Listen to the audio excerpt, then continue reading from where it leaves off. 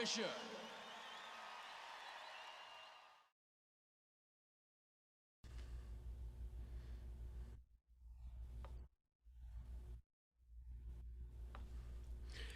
Hey all, welcome to the hang. I'm still hanging out. They tried to get me down, but I kept on getting up. How's everybody doing? Welcome to the Tuesday night hang, June 1st. You believe it? I blinked and June was here. Oh my God. Anyway, my name's Carl Fischer and welcome to the hang. Tonight we have our illustrious Chicagoan, hey, how you doing guy from LaGrange, Illinois. He's always with us. He's the guy that keeps us together. Stephen Wright, what's going on, my friend? What's up, guys? How you guys doing out there in internet land? How you doing, huh? How you doing? How you doing?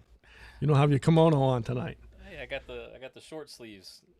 Yeah, must be summer. Yeah, I know. I just had to up the air conditioner. It was a little warm in here with all the equipment. Wait. What are you talking about, air conditioning? You actually have your AC in Chicago finally on? I know, man. It's been a while. Well, we go from air conditioning to furnace, depending on what time of the day it is. Oh Lord! Wow, that's the first time I heard you say that in a while. Air conditioning. Yeah. Well, good man. I'm glad it's spring is springing. Yep. We have entered the second season of the year in Chicago. Construction. Yeah, man. Winter and summer and construction. Oh man. Well, cool. Look at you sitting up straight. I'm sitting up straight. I got Memorial. I wore this yesterday for Memorial Day because it was very festive, and I had to break it out of the closet, out of the laundry bin, because I was like, you know what, I'm going to wear it again. So I'm glad no one's in this room next to me because I smell like barbecue. I smoked a couple things on I have a smoker, a green egg smoker. I smoked some meat. Yeah, it was fun. We had a good time. Good. So I smell like I know you're vegetarian, so you should be fortunate that you're not next to my shirt, because you can smell a little cherry wood and some sausage. Oh man, yeah, I went completely opposite. I Monday was my day of learning breads. So Really? Yeah, I'm on my path to become king of carbs. I noticed that, Yeah. but no, that's Chef Stefano. It's my family in New York, Stefania. Yeah. So Chef Stefano over there. Hey, I'm trying to make things. You're doing good. I see what you're posting. Yeah, it's been fun actually. To just learn all of it. You don't really think about it, but then you get into the details of it and you realize that pasta and bread is actually quite difficult. You showed me the pasta stuff. The bread is interesting too. I haven't seen that.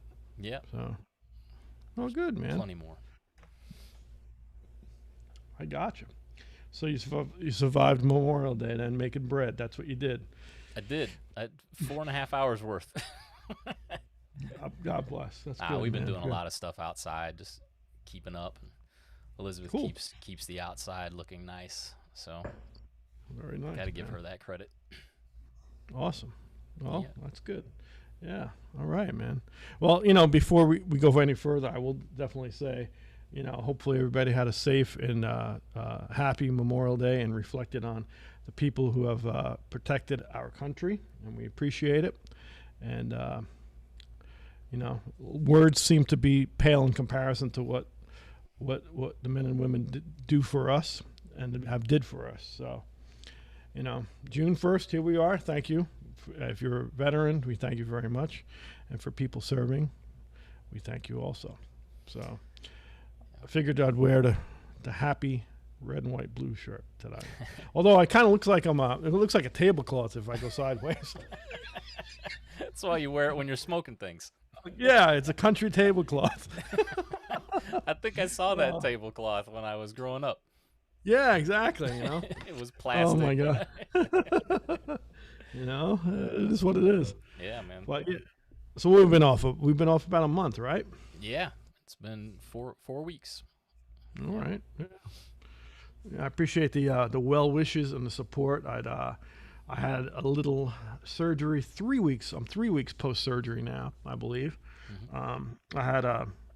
I had a sex change operation in both my head and my butt.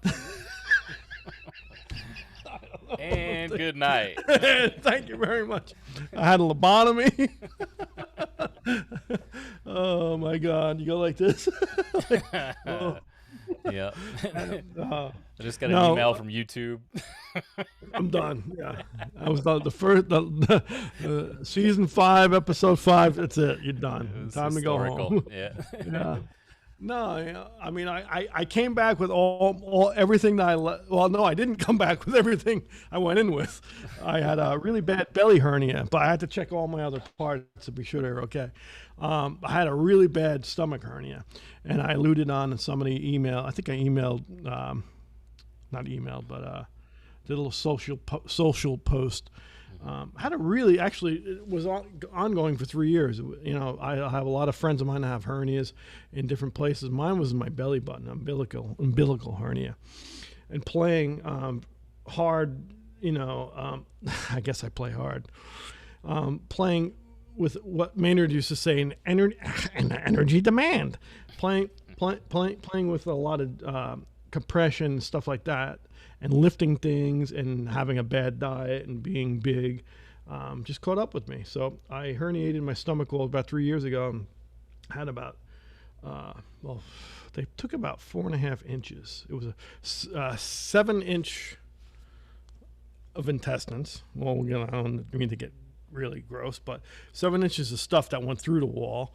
They got rid of and put some mesh screening on there and called it good. But we went old school, and this is why I kind of want to just rap about people, whether it be a horn player or not, is really believe in your surgeon. I have about 5 or 6 great friends who are doctors who guided me through different people, and I had a wonderful buddy of mine that guided me to a couple people about 7 months ago, and I wasn't jiving. I just didn't like what I was hearing. They wanted to do, the laparoscopic where they go on the side, and 15 appointments later, and seven doctors and 15 appointments later, I felt like I was on a credit card machine, with just co-pays and stuff like this. One thing they discovered was I really am a fat trumpet player. It was amazing. It took 7 doctors to figure that out. I was a fat trumpet player. Wow. Yeah. So, needless to say, I wanted to wring this guy's neck, literally. It got really ugly at the end, but he didn't, I just wasn't getting I didn't feel comfortable. I wasn't getting the answers I liked. I just didn't believe that my best interest was at heart. So I changed gears and got a couple different opinions from other doctors. And my other doctor, I told my good doctor, who's a great friend of mine, I'm going to see him very soon. We had a powwow about it. He goes, go see this guy and this guy and this guy. So I went, and one guy was like a factory. The next doctor was like a factory. I'll do it tomorrow. This other doctor didn't want to touch me. He's like, you have to wait. Yeah, I want you to lose weight. I want you to do this. I was like, dude, you don't understand. This is my livelihood. I got to be able to play. Got to keep my chops up. Important types of things. I don't want to blow it out. One doctor after that was like ready to go in the next day. He's like, I'm ready to do whatever you want. But that wasn't really the answer I wanted either. So I found another gentleman who was recommended to me, and he just flipped the script, man. He went old school, opened me up, and believe it or not, really listened to me as a trumpet player and heard me play on recordings.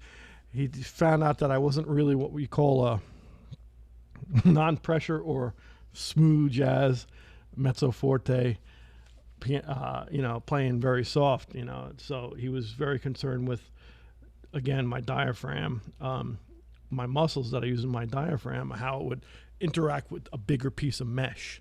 So I could go on, but basically the laparoscopic way is just like a one-size-fits-all. They throw a big piece of mesh basically down, and all your diaphragm muscles and all your muscles that I use to play when I have an energy demand are going to be tearing and ripping, and it's going to be painful. It's going to be a longer recovery. This way, even though we did it old school, was more just pinpointed in where I needed to be, where my hole was, my hernia. And so less recovery time, and each day I'm getting stronger and stronger. I'm playing again, not hard, but I've only been playing about 6 days. Very, I don't have a lot of stamina at all, and I do have when I did start playing like some lip slurs and some heavier stuff just in my exercises, man, I thought I was going to come undone. I really did. I have friends of mine that have played 2 weeks later and have done gigs. I don't know if it's everybody's different, but man, I could feel the mesh and I could feel everybody cut me like a knife.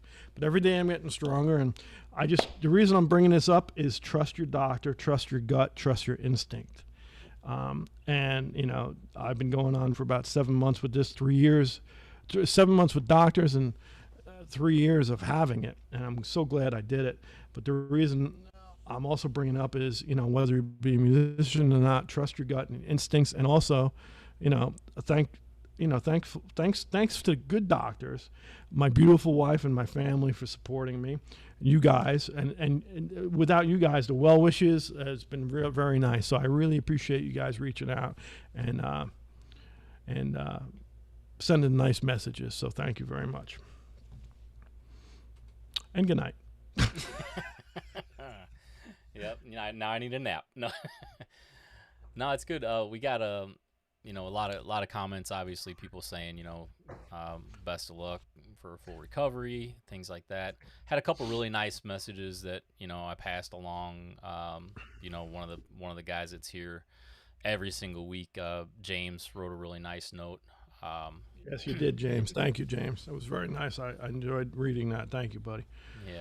And actually, what's been really interesting is because you posted about it, we actually had a couple trumpet players that commented about how they had a similar issue and didn't necessarily know how to go about handling it.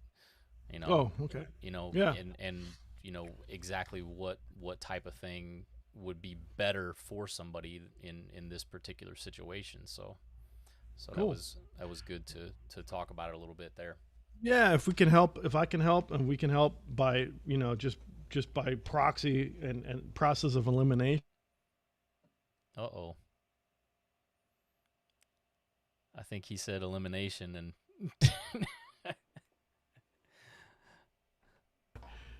What would you say? Oh, there you are. You're back. You said the word elimination and it eliminated your connection. Oh, wow. I can't use that word. It's a very big word.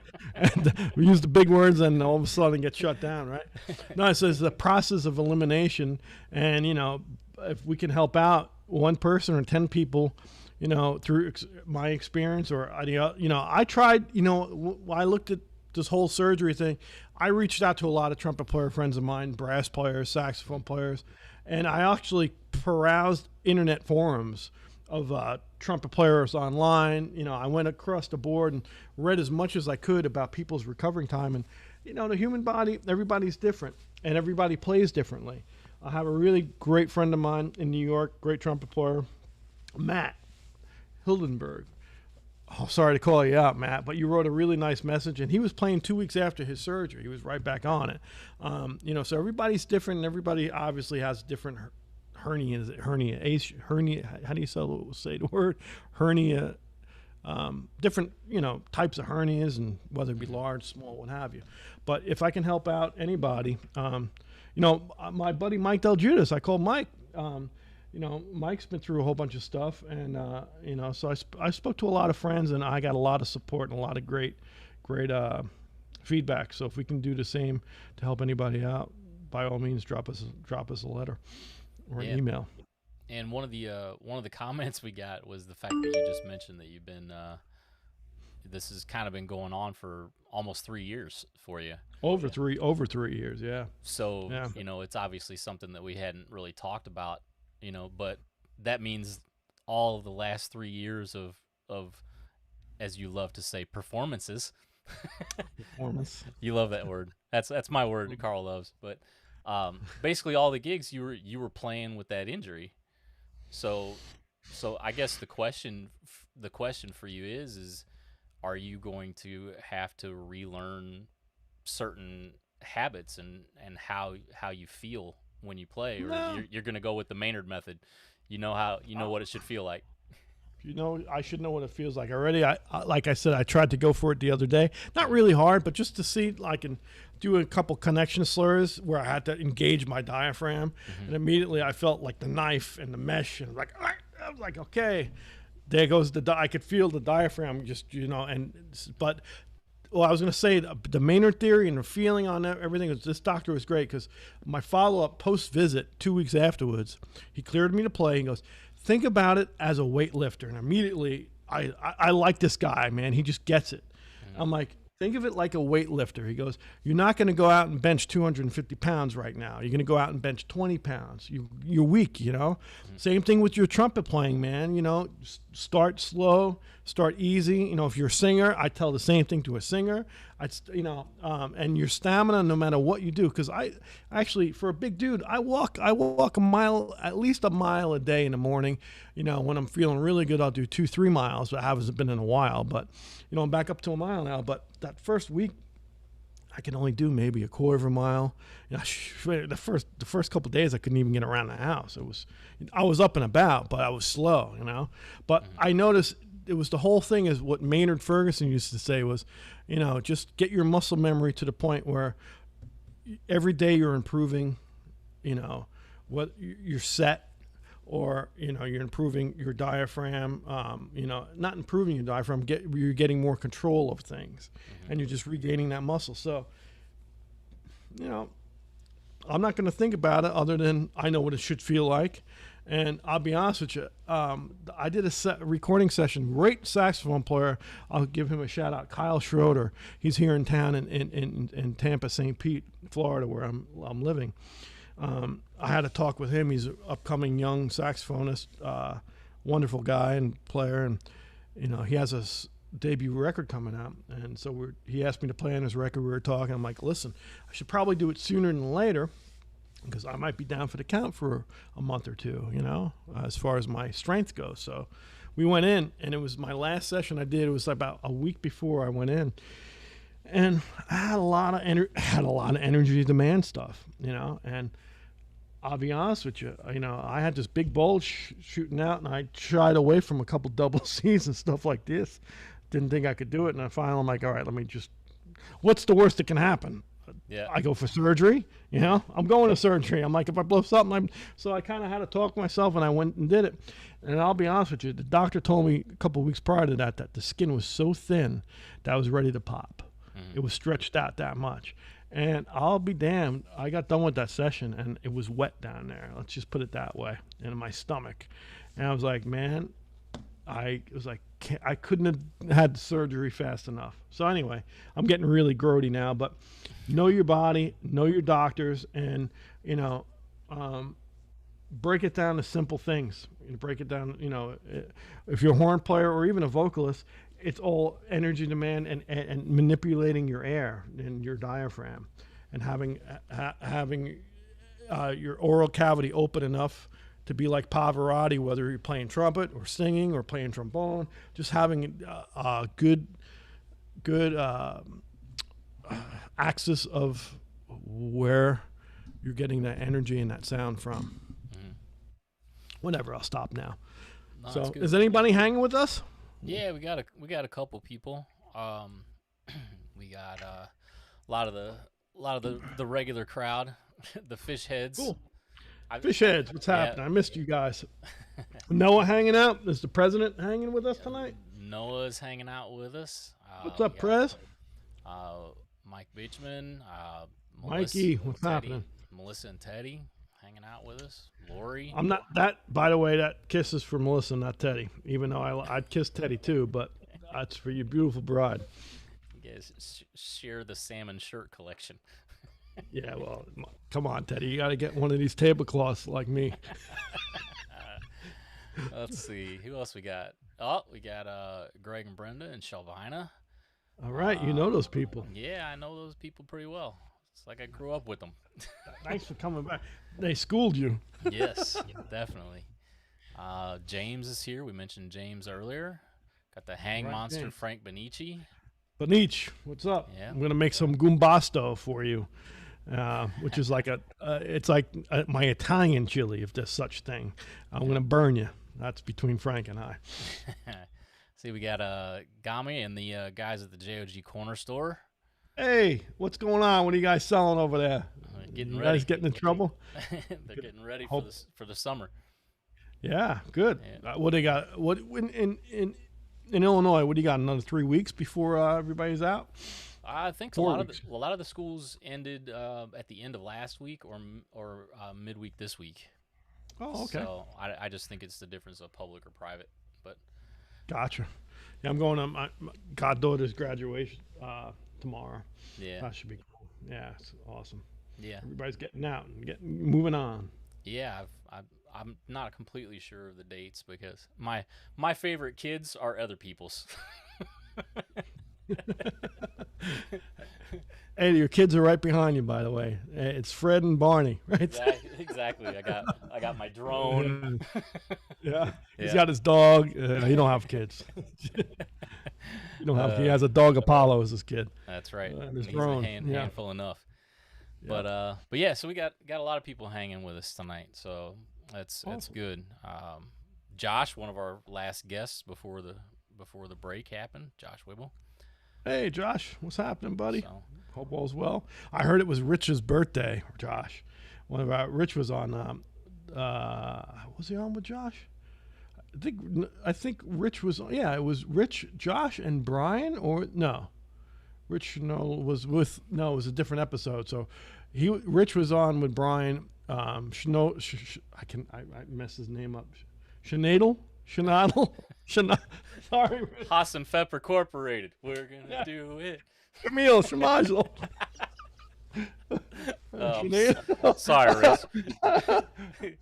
There's a little call out for my dad. My dad, the Nick at Night audience there.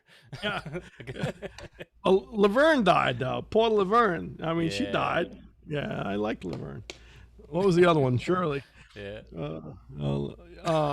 But we're going left. We can't do a show where it's just. Yeah.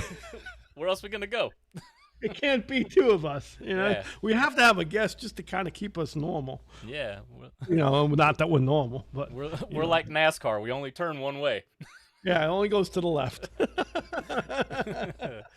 No, but it was Rich's birthday is what I'm trying to get it out. It's yesterday, and he's our crew chief, not NASCAR. He's Billy Joel's sound crew chief. So happy birthday, Rich. Shenadel. Oh man, I'm such a moron. Sorry, man, I botched your name 3 times. Don't kick my butt when I see you, but I love you. Happy birthday, and Josh, we love you too. Maybe you can write the. How do you do it? Spell it phonetically in the chat. Yeah, phonetically. That's my sign language for phonetic. Let's see. Oh, before we get off of the health conversation, we did have a question that came in for you. Health was this health and PE? Yeah. As long as it's not sex education, I'm okay. You lost me at having to lift more than 20 pounds, so I'm like, oh yeah, exactly. How much is this coffee cup weigh? We're good. Hey, dude, you shouldn't talk because you have given me your briefcase on tour a few times, and that thing's got to be every bit of 65 pounds. Yeah. And you're slinging it on your back. No wonder why your back's shot. Yeah, right. The briefcase is 65 pounds, and you have a strap for it, but whatever. Yep. I'm working on my drone pilot's license so I can just rig it up to where I can carry it through. It's gonna be a big drone, buddy. It'll give me an excuse to buy new toys, Yeah. But but basically the question was, do you think that playing was the main cause of the herniation, or? I think I had a lot, or what was the other question? No, that was it. Go ahead. Yeah, I think it had a lot to do with it. I also think I'm 49, and I've done stuff in 49 years that I shouldn't have been doing physically. I mean, for years I'd rip boat engines out, manifolds out, before forklifts, stupid things, outboard engines, 90 horse, 120, taking them off with chain and tackle, stupid things that when you're young, you don't think that it's going to hurt, but you might get a twinge here and there. And, and then years later, I got softer, my belly got bigger, and still doing those things. So I had the upper body strength, but I didn't have the core. I will say, talk about core for a minute. 3 years ago, actually 4 years ago, before I got the hernia, I'll tell you 2 things that I really think attributed to this hernia. And you were with me. We went to GR Technologies, Gary Radke mouthpieces, Gary Radke, GR Tech. We went to his shop, and we were privileged many times. You and I have been there. He's a great friend of ours. We play his mouthpieces for 20 years, over 20 years. We went to a shop, and remember he was showing us core exercises? Yeah. He had the exercise ball, a medicine ball, and an exercise ball. Instead of steadying yourself on his exercise ball to get your core strong. And the reason to get your core strong, again, for just to manipulate your diaphragm, being a brass player or a singer or what have you, So he was really he was playing on a ISO ball and I'm trying to get my balance. You tried it. We were both horrible. Yep. So it really got me thinking. And I was always into I like kayaking and stuff like that. So I bought a stand-up paddle board. And I took classes, and man, it was great for my core. And I thought it was great upper body strength, but it really sucked in my core and got to where I could really get my my balance on the stand-up paddleboard. I actually bought a fishing paddleboard too, so I was cheating a little bit. I was having fun. But I did that for a while, and this was a big board. It weighs 52 pounds. So I was doing that, and then also I started Mark Rivera with Billy Joel. He's been with Billy 39 years, saxophone player. If you don't know him, you should know him. He is in great shape, and he swims every day. And he's always telling me, and I love swimming. He's like, man, you got to start swimming. So I started swimming. I'd go to an Olympic-sized pool, and I started swimming pretty hard. And I remember one day I did my core thing, the night before on a stand-up paddleboard, and I was swimming, and I felt something. And I had a gig that night, and I felt something. And so I think that was probably all those things of lifting throughout the years, playing hard, doing these core exercises when I was big, and it was time. Things, something's going to give, and it gave. Yeah. And it started small. And I remember, God bless, our road managers with Billy and, my buddy Jerry, who's also on the team. He takes care of us. He was a New York EMT, and he's like, man, you got to go up and play with wrapped my midsection. I can't remember, a 3-band panel on, not a girdle, but those things that suck to keep. Man, I got halfway through Zanzibar. Actually, the first solo on Zanzibar, playing the flugelhorn, and I went back to grab my trumpet. I remember almost going down. I actually had to grab the side of the stage. Thank God the railing was there. I almost went down from lack of oxygen. My stomach, I couldn't get air in, and so I remember ripping the Velcro off a little bit and saying, I can't play with my gut compressed like this. Mm-hmm. So, we tried a lot of different things throughout the years, and it just kept on getting bigger and bigger. I'm going off on a tangent here, but so yeah, I think a lot had to do with it. I think doing core exercises years later and abusing myself and doing a lot of mechanical things for years and stupid things for years because I was stupid, and then playing hard. I think and having a bad diet too. I think all of it just attributed to what happened. Cool. But I'm fine now.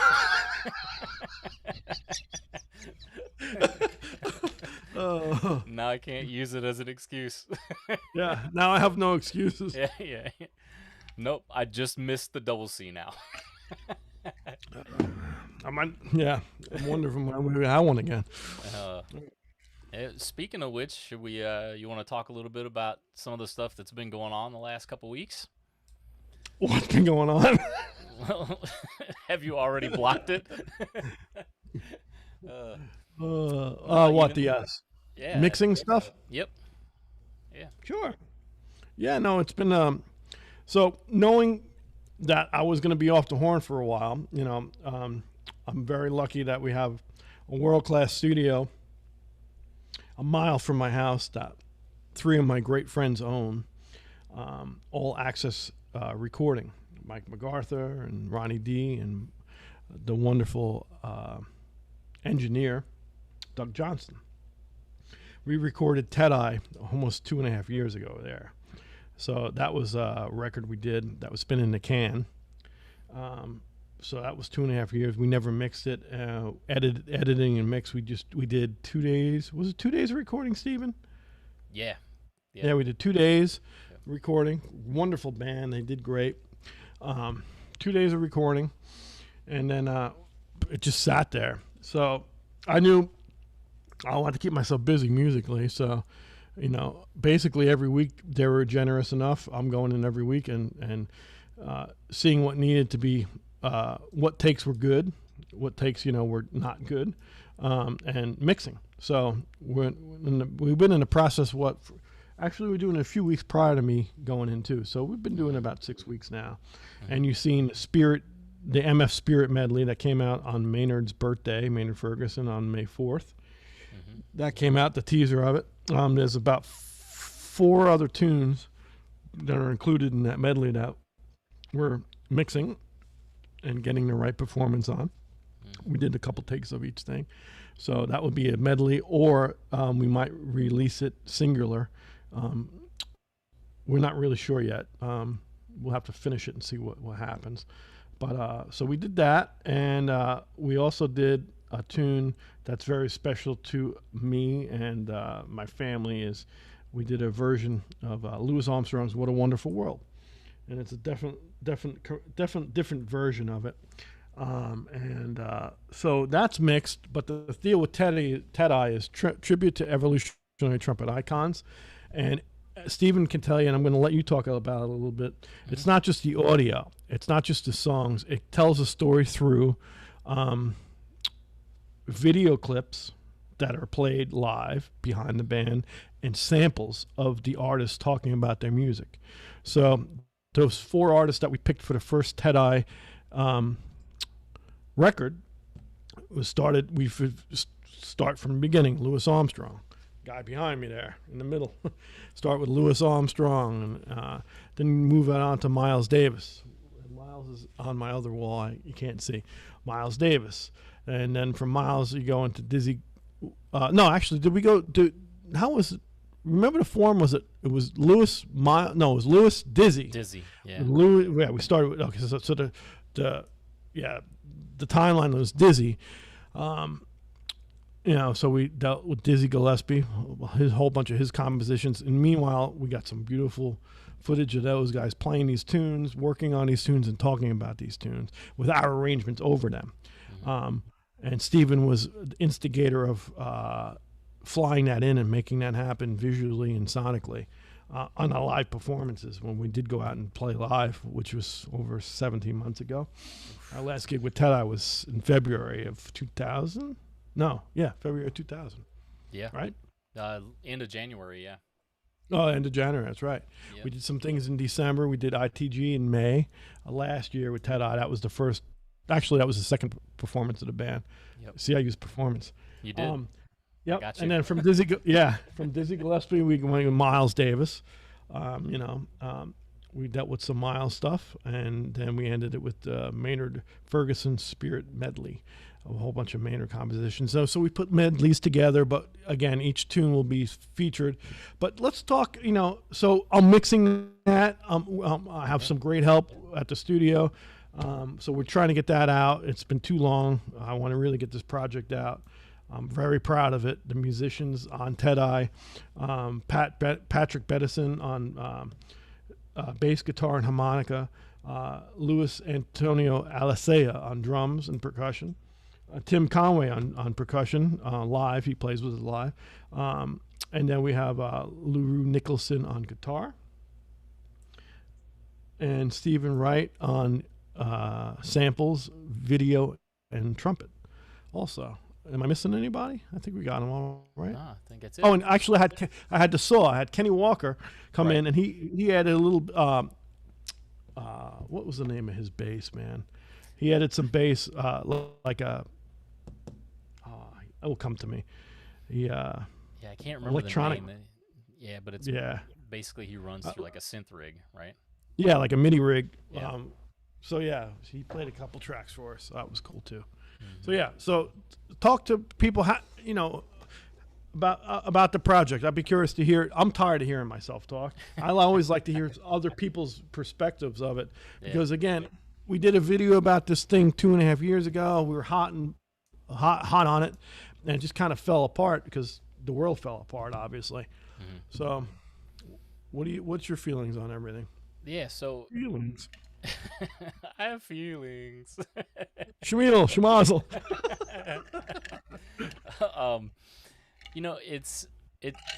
I think the project is interesting for a few different reasons, and the main one is because the older that we get, we realize the lesser the amount of people that actually got to hear some of these people live.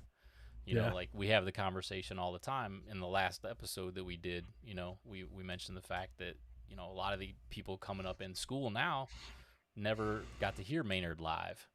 And let alone Louis Armstrong. Yeah, exactly. Louis or Dizzy or Miles, a lot more people, based on which person. Yeah. But and those are just the first 4. I'm so part. There's a million trumpet icons, and what for me, what makes an icon on any instrument is not only are they great musicians, but they change the music whether it be compositionally or stylistically.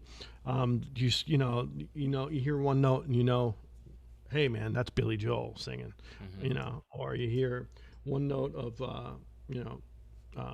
St. Louis blues and you hear boop boop boop boop beep beep beep on Strutting with Some Barbecue, and immediately it's Louis Armstrong, and you hear Love Supreme, and it's John Coltrane the first couple notes. So those to me are icons of the industry. Sorry, so there's many of them, and we're gonna the goal is to kind of further along this whole thing, but we got to finish what we started. Go ahead. I'm sorry I interrupted you. No. I got excited. It's a good point, because the whole thing's being developed in modules is kind of what we're referring to it as. So we've got like the Louis Armstrong module, and then basically what we'll be able to do is we'll be able to take all these modules as they're developed, and we can mix and match shows and put together, hey, tonight we're going to do 3 artists, tonight we're going to do 4, tonight we're going to do 5, whatever. And these modules include original arrangements of some of these iconic artists and their tunes, but the additional aspect of it is that we've got a live projector that is basically coordinated with the band. So I have everything set up through what's called Midi Triggers, if anybody's interested. But basically we have all of these clips and all these samples and different videos and sounds and stuff all put together, and they can be triggered at certain times during the songs. So one example that we've shown publicly has been in one of the videos from the All Access recording performance we did. You actually see Dizzy Gillespie introducing a tune that we're getting ready to play, and he's actually interacting with the audience, but it's not just the audience he's in front of, it's the audience that we're in front of. So so there's a whole interactive element to where a kid that's in 6th grade band today is going to be interacting with Dizzy Gillespie in a way, and then obviously with the music running on top of that. So it's been an interesting project. It adds a little bit of complexity, because there's a few more wires that have to be run and a few more light bulbs that have to be turned on. But yeah, it's cool. I'm glad that we're finally getting to the point where we're hoping to be able to show it to people sooner than later. Yeah. And it's just not the audio files that, and one of the things that I think have stalled you and I is how to get it out to the masses to where the original inception is the audio and the visual aspect of that, and trying to share that to where it doesn't look cheap. B, it is cheap so people can hear it and see it, meaning it's, if we were to, ask for the money, what we have into the project, we'd never sell it. No. Just because it's a labor of love, and and frankly the estates too. I mean, if I was to ask to make profit on this to the estates of Dizzy Gillespie, Lewis, Maynard, and Miles, there'd be no way we could pay the estates. So it's not a profiteering thing. We're not bringing them back for them dead. They're not interacting like it's and we're not trying to do that. We're trying to give homage, tribute to evolutionary trumpet icons. It's a tribute to these guys and what they brought to the music. So they're not, it's not like the Kenny G thing where he's playing, that video with What a Wonderful World, and he's like talking to him. It's not. We're not talking to him, but no. So it's not. We're trying not to cheapen it. Not that Kenny G was cheap in it, but my own mindset of it has to have a thing of class and dignity of what these musicians were about and trying to move forward in their music. And once that mantra was set, Stephen really ran with that. I think Stephen, you ran with that well. And, I'm excited to do it again, and then I had the project after that, Sunshine City, which is totally different. That's more of a, audio thing and a hang. But I feel like, we have a meeting tomorrow with a wonderful friend of ours and producer. We're going to talk about it again, seeing how we can get this music out. Because if we were to just put it out on a CD or a record, actually, I do want to do a limited pressing of LPs. But it wouldn't be. It would only be half of the intellectual property of what we're trying to parlay. So I think the video aspect's very important, and we're probably not going to make a penny doing it because, again, we're not trying to cheapen it. At the same token, to do it right, that's what we're trying to figure out right now. And so that why I'm saying that, I'll leave it to you in a second here, Stephen. But while I'm saying that, that's also one of the reasons why I wanted to come on tonight too, because we've had such a nice. What are we at? 54 episodes now, or 55? I don't know. It's actually, probably around 55, 56. Yeah. Yeah, I mean, we've had such a great hang every week. We're not stopping this hang, but with the world opening up, thank the Lord. Or if you don't believe in the Lord, that's fine. Whoever you thank. World's opening up again. So, we have to kind of all camber to what's happening. And so one of the things I want to do is start playing live again and get this project out. So, we'll still have our hangs. It's just not going to be to where we're locked down every week and doing it. It might be every week. We don't know. We're still trying to figure it out. But I know first and foremost is getting this music. I got to get this music out. And I can only ask and hope for support from the fish heads and the Billy heads and all the heads that have supported us this long. Appreciate it, and we'll still be here. We're trying to figure out the happy medium, how to make things, happen, so to speak. But go ahead, Stephen. No, I'm glad that you mentioned it because I mean at the end of the day, we really enjoy this format and we enjoy the interactivity that it's given to us with the crowd, and with all of you guys here. But at the end of the day, musicians have to be musicians, and I know if you can play. Well, yeah, if you don't have a hole in your gut. Yeah, if you don't have a forest growing in mind because it needs to be ultrasonically cleaned. I mean your horn, a forest in your horn, not your gut. Yeah. But you do eat a lot of salad, though. Well, you got to mix it in with the pasta, though. You got to eat a lot of greens. Yeah. A lot of escarole, Stefano. Exactly. And left. Yeah. You said forest. Forest, I said gut, and you said forest. That was, it could be a forest fire. Hey, if nothing else, we think we're funny. Yeah, I'm having a good time. Exactly. So no, but to kind of come full circle on it, I'm glad that we're getting to the point where we can really focus on the music, focus on getting the music out in front of people, focus on performing it live in front of people, and to be completely honest, we need help from people like you guys who have come in and supported, this whole time, just because the medium is going to change to live performances and stuff. Where you guys are really helpful is letting your school systems know that this thing exists, letting your friends that are teachers and music stores and this and that. All of those things are really, really helpful. Your local venues. I mean, we're looking at a place in Long Island. I'm a Long Island kid. I haven't played Long Island in years. We're looking at a place in Long Island. I don't even know if you noticed, Stephen. I'm looking at a place right now to have a residency. Since we're going to go back with Billy in November at the Garden.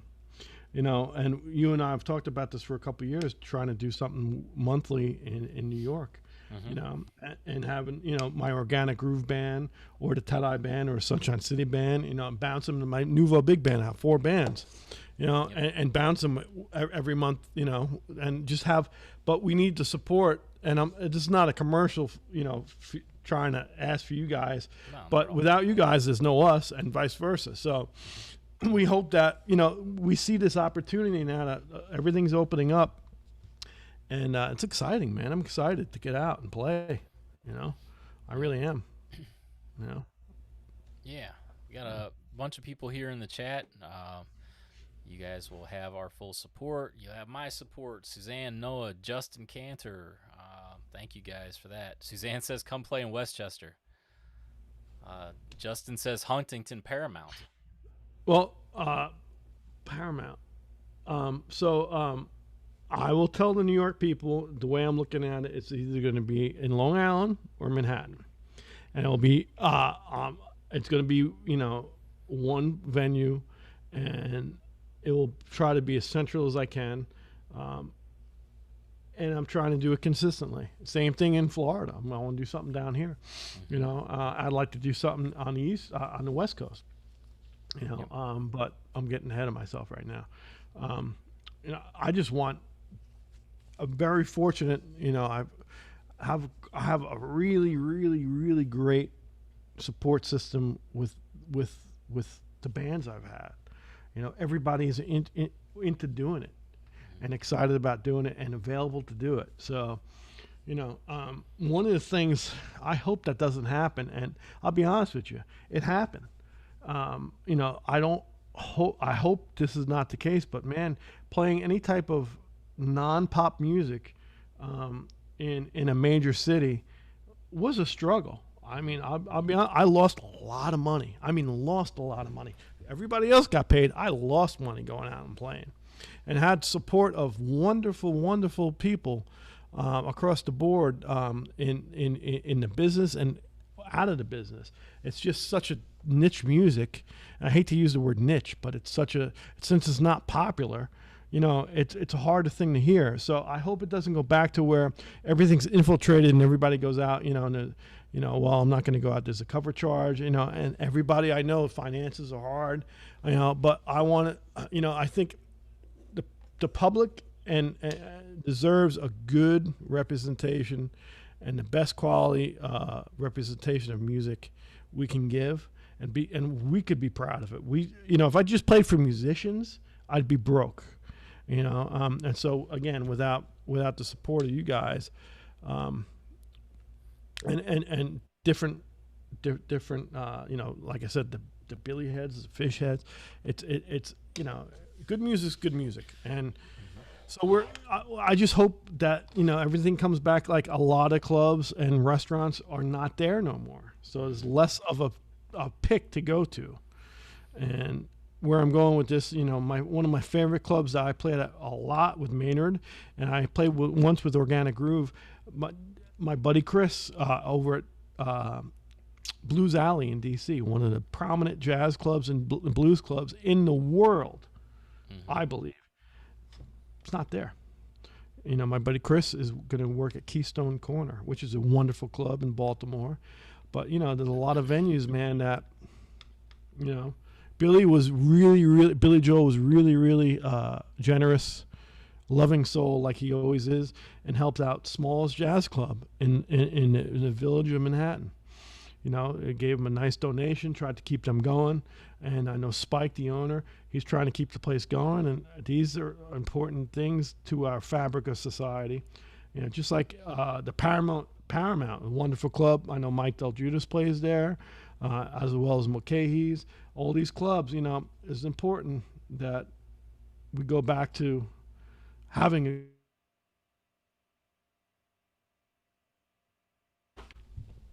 There's a club here called, did I lose you? No, you're back. You just All saw right, a little bit there. Yeah. Oh, I did. It's not called, the club's not called Did I Lose You? It's called The Hideaway. Same thing, really. There's a nice club here called The Hideaway in St. Pete, and it's very cool vibe there. I'm checking that place out. There's a couple places. And we're very lucky, too, that we have a great, with Sunshine City and T.Ë.T.I, we have a great relationship with Performing Arts Center Ruth Eckerd Hall here. So we're going to try some things out. And Clearwater Jazz Holiday. It's a very tight-knit thing here, so we're trying to keep it moving. That's all. Yep. Yeah, so thank you guys for being in the chat here, mentioning that all the support. It's really great. And actually, while I'm thinking about it, I won't call the individual out, but we just got a very generous donation, and I want to thank that person. You know who you are, so thank you for that donation. And appreciate it. That will go towards my surgery and my hole in my gut. Yeah, right. you just paid for a 1/4 inch of mesh. Maybe you got a 1/2 inch or maybe. 3/4. I don't know. Yeah, I'll try to take it out and give it to you. You want it? No, we're just kidding. We appreciate the support. Yeah. We're trying to be tongue in cheek about it and have a good time. But hey, part of Steven and I's talk throughout the last couple of weeks. I haven't been feeling. By 9:30, 10 o'clock, I'm shot. I've been shot post surgery. But what we were talking about too is like, is there still a need for a hang? I love to hang. Steve and I will hang all the time. We're working on guests for the future. But we did stall for a minute. A, because life gets in the way, and B, we want to be sure that we want to be ahead of the curve, not behind the curve. You don't want to play for a place that's 50% capacity, even though those 50% capacity is important. You want to be able to have people that really want us here. And so by you guys hanging with us and supporting us, it goes a long way. We're not asking for money. Trust me, we're not. The best thing you could do is tell us tonight or next week if you want us here. Because, again, our priorities have kind of changed now that the world has opened up. Does that make any sense, Stephen? Am I making sense by saying that? Am I saying it the right way? I don't know. No. Yeah, probably not. No, you are. I think it's a good point, and I think everybody gets it. And people are already jumping in the chat saying that they enjoy the hang and they always look forward to it. Guests are wonderful. But yeah, I think we came full circle on that one. So I appreciate all of you guys listening, and hopefully you guys will be as excited about the stuff that comes out as we are. So yeah. And that being said, we had I know Steven did some great comments. Please, in the chat here, throw me some questions. What maybe I could prompt a few things. I know we could spin the wheel of fish, but I'm not going to do that right now. But I'll prompt a couple things of what would you like to hear? You guys, without you guys, there's no us. So what would you like as a guest? What would you like? I know we tried some live performances.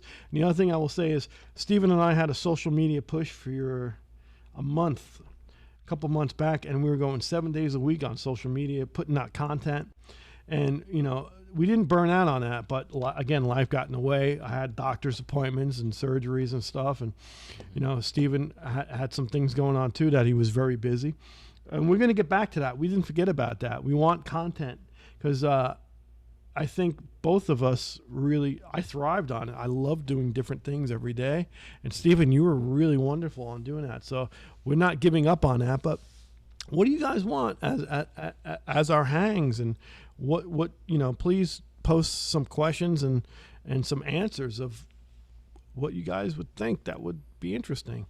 Not that we're running out of ideas, but I want to know what you guys want. Yeah. So throw some ideas there in the chat, guys. We're already getting some people. Suzanne says you're making a lot of sense. We can all understand that the hang might slow down as live shows get busier, but always a place for the hang, which is great. Cool. The hang monster Frank Benici says he loves the Saturday standards. Oh, thanks, Frankie. So, yeah. I do too, man. Actually, we had two more we were going to do that were in my head. I just physically, I didn't want to pop myself. I didn't want to pop the belly. But yeah, we want to do Saturday standards. Thanks, Frank. That means a lot. So I guess we're going to keep the Saturday standards on YouTube. Yeah. Every Saturday we put out a new standard that we like playing, or that I like playing, and Stephen could actually listen to it at least once or twice and put it out. Yeah. Well, and one thing that I will mention, and I know it sounds like a cheap plug, but please don't take it that way. But what we're gonna be doing with that content is some of it fits different formats better. So like TikTok is an example. There's certain things that work on TikTok that don't work on YouTube. There's certain things that work on YouTube that don't work on, Facebook. So Instagram. yeah, so I know it sounds like a cheap plug to say, make sure that you guys follow and subscribe to all the different channels and things like that. But the reason for that is because there's going to be different things in different platforms. So if you guys want to be able to see some of that stuff in different ways, that's going to be how you would do it. I'm going to jump in on that also, because it's very. I get very excited when you say that, because I look at TikTok as a very young. It's very young. I mean, our friend Jax, who was a guest here, wonderful singer, wonderful. She has records out. Wonderful singer and piano player. She's a great friend of ours for years. She's over probably 2 million people right now on TikTok. You'll never believe this. Are you ready for this? Give it to me. This morning, she broke 4 million. Good. She deserves it. Yeah. This girl is the real deal. She was on the show, but we're all friends. Not that she's old, but we're friends. And she sent me something privately the other day. I was crying. Something that she's putting out.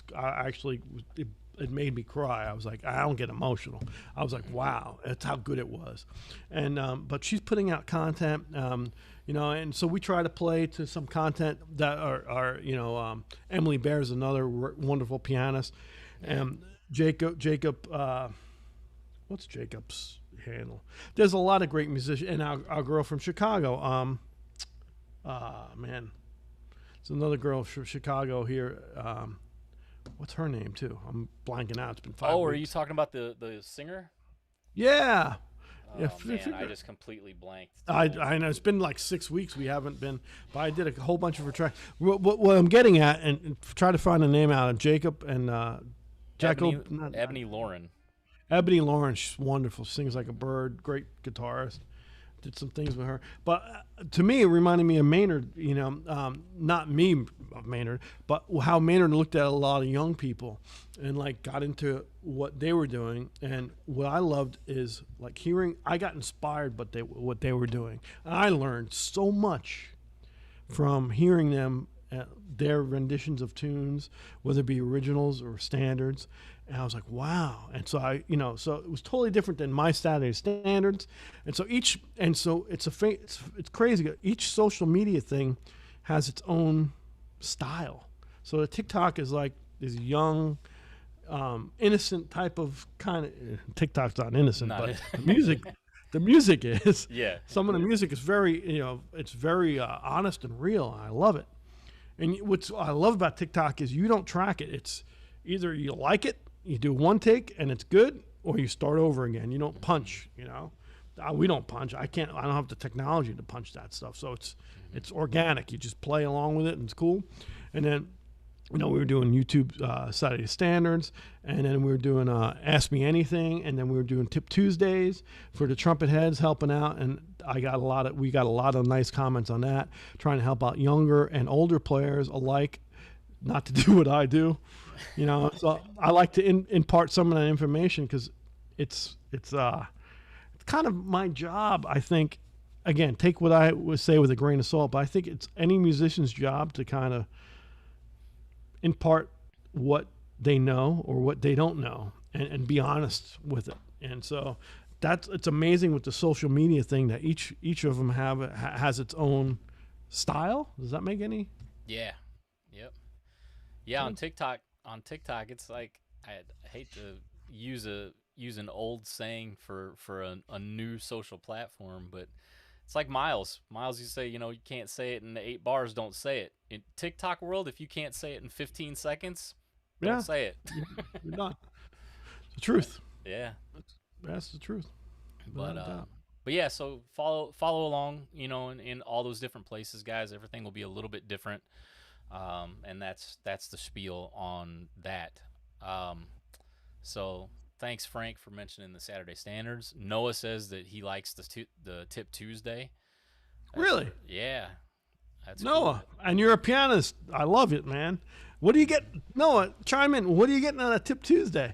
Are you playing? Maybe you're playing a little bit trumpet. I don't know. I'll be curious. Yeah. Let's see. 'Cause actually, I want to kind of get out of and Tip Tuesday again. We stopped because physically I had to stop, and we had other things going on. But I got another 5 or 6 videos of just like fundamental things that I deal with trumpet playing, but as a different. If you're not a trumpet player, a piano player, or something, I want to get into more general music ideas, if that makes any sense. Concepts, what I think of when I go to a concert or what I work on my playing to be a better musician. It could, it can translate into a bassoonist, or a drummer, or a pianist, or a vocalist, or a saxophone player. What makes the concept of what I'm going for work or don't work. So I'm trying. That's going to be, I think, after I get through the fundamentals of the Tip Tuesdays, I think I'm going to go a little bit more general on that. But I'd be curious, Noah, what you think on the fundamental thing side of it, being a pianist. That's interesting. Yep. Very cool. Let's see. While we wait for him to chime in. Yeah. Any messages or questions from the fish heads? Yeah, we got Hit me, because I'm running out of things to say, which is unusual. Here's an interesting one. Lori says the hang is great. Do it when you can. I've actually gained a greater appreciation for all that it takes to bring a show to life. So very good guess, interesting topics. So that's kind of a Thank you, Lori. Cool take. Thanks, Lori. Yeah, it's awesome. Appreciate that. James says, "Don't even worry about guests. It's cool just to hang out with me. I'm sure it's a drag to have to come up with content all the time. Just hearing the wisdom and positive vibes are more than cool for me." Thanks, James. Yeah. We'll expand on that because we talked about this on Memorial Day yesterday. I woke up in the morning, and I look forward to Tuesdays. I really do. I woke up in the morning on Monday, and I felt pretty good. Memorial Day, a lot to be thankful for, and I'm like, do people really want to hear me BS? I'm saying to myself that Stephen and I, and then we have a couple guests that we've been talking to. We have our wish list of guests that we want to deal with, and it's I'll be honest, I'm going to say it, it's a job. It's a 2 to 3 day a week thing of just trying to format of what we're going to do and how we're going to produce what we produce. It might be good, it might be bad, but we're proud of it, and so we're not going to do it. I think Stephen and I are smart enough. We're going to pay attention to it. So it becomes like almost what's the word I'm looking for? Overwhelming. It almost becomes every week. It's like, man, and for a while we were doing months in advance, which was smart, but again, life gets in the way. But James, by you saying just to hang, I said, you know what? Let's just come, let's do a hang and see if people are interested in what we're doing, and if we should still do it. And so, man, that makes me feel good. I don't know about you, Stephen, but that's cool you said that. Yeah, no, it's interesting, and the fact is that a true hang sometimes doesn't need a format, and that's when I actually like sometimes when it seems like we might be droning on, but we're just kind of hanging, and you're watching baseball. And I got my. Oh, you got the hockey game, huh? It just hit me. It looks like my boys won. Could you do me a favor and don't embarrass me by showing this small TV, okay? It's a projector. That's the projector we use. That's the projector we use for T.Ë.T.I. Yep. 2-1, baby. There Woo! There you go. 2-1, Lightning. It's like this, guys. If you're hockey, it's New York Rangers, Tampa Bay Lightning, Long Island Islanders, or New York Islanders. That's the way it goes in my world. I don't That's know how it goes in your ratings. That's my feelings on it. Oh, all right, sorry. Speaking of scores, Dan says the Yanks are tied 3-3, bottom of the ninth. Oh, Tampa Bay Rays, and what's that? Who? Dan? Who is that? Potts? Yeah, he's a Yankee fan. Hey, Potts, what's up, baby? Yeah, I'll tell you what. But Tampa Bay won, I think, last night. Man, Tampa's on fire just in general. and now the Bucks are actually starting again. They started their training camp, but tied game. Yeah, I'm gonna have to turn the baseball game. But the hang's the hang, like you said. Like if I'm watching baseball, and I usually don't, but it's the playoffs right now. You know, you got to watch something here. Yeah. Melissa says that our show never has a format. Oh, really? Yeah. That's why I like it. Yeah. So for those of you guys that don't know, Melissa and Teddy have a radio show on Sundays. Great show. Yeah, Songs from the Attic, where you can see on Facebook Live, but also I think it's 88.7. I think it's in the Northeast. It's like WVOA or something. Please correct me in the chat, Melissa. But WAZZXY259er. It's not a good radio station unless it has a niner in it. It needs a 9 or 5er WXYZ. Exactly. Kidding you. I'm horrible. No, actually, we'd like to know the call signs. Well, actually, when we first started hanging out and knowing Teddy and Melissa, they didn't have the Facebook Live thing. It was way before Facebook Live, so it was the show. So very cool. Yeah, and they're doing great, and they're wonderful people. And Teddy's a wonderful drummer, and Melissa's a wonderful teacher upstate New York. Yeah. And I was close. It's 87.7. 87.7. Yeah, nice. WVOA. So it's not WKRP in Cincinnati then. No, I think that got canceled. Not Shamil Shamazel in Milwaukee. That sounds like a Milwaukee radio station. So it's 87.7. Was that right? 87.7. WVOA. If you're northeast, Northern Corridor, jump on it, and Facebook Live, obviously. Yeah. And then let's see what else we got here. I'll scroll. Carrie says, would love to know what inspired you to bring your work into school systems. 2 words of a name, Maynard Ferguson. I'd love to say I was smart enough to figure it out, but I'm not. I'm going on Maynard Ferguson's ideals from going into school systems. Maynard got it from Stan Kenton. Stan was the first guy that I know of. Stan Kenton's orchestra was the first guy that Maynard told me about. That Maynard was on Stan's band and went into school systems, high schools, colleges, middle schools even, and did concerts for young people and groomed people. Now, if you look currently, one of the guys that I've been doing it for I guess it's over 35 years now, is the wonderful, great Wynton Marsalis. Wynton's been doing it too for years. So I was privy to be on Maynard's band on and off for 12 years and seeing him part of our touring schedule. I'd say a big chunk, probably 75% of our performances, as Stephen would say, with Maynard Ferguson, was colleges and high schools.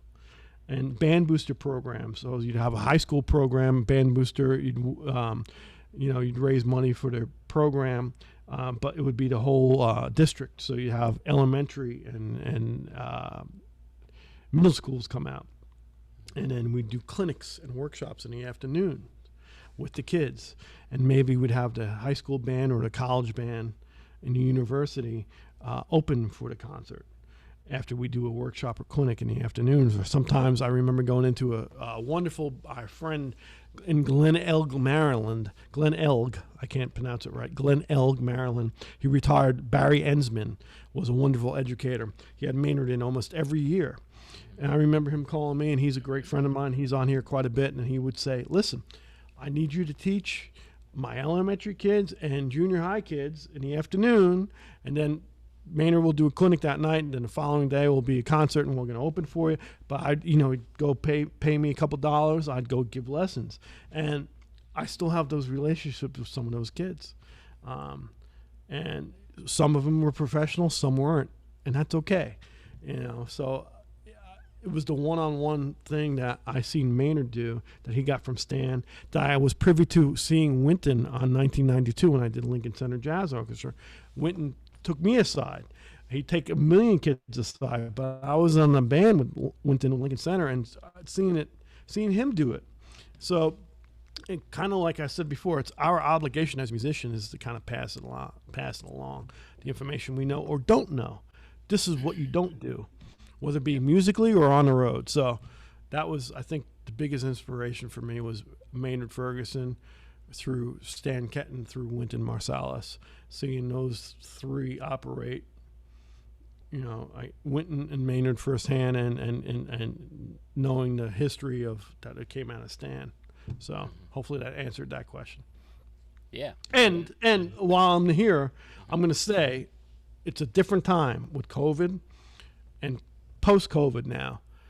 I know there's a lot. I did one thing for University of North Florida. I was supposed to do something else for a university post-COVID or during COVID, virtually. And I'm curious, and I don't think schools are going to open back up to where they're going to have bands come in and guest artists come in. And that was part of my mantra for years of going into schools with different bands I had. I don't know how that's going to pan out. I can only hope that the world gets stronger and healthier to where we can do that again. And if not, we'll take the technology that we learned from and do it virtually, like I did in North Florida. We had a great I was artist in residence with the University of North Florida with the wonderful J.B. Scott and Dave Steinmeier.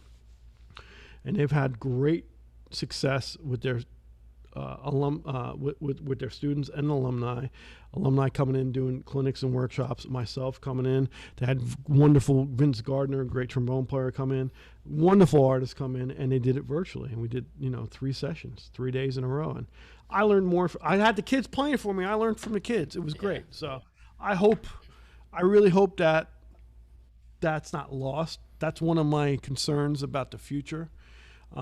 My friend Jeff Rupert in University of Central Florida, the wonderful Chuck Owen in University of South Florida.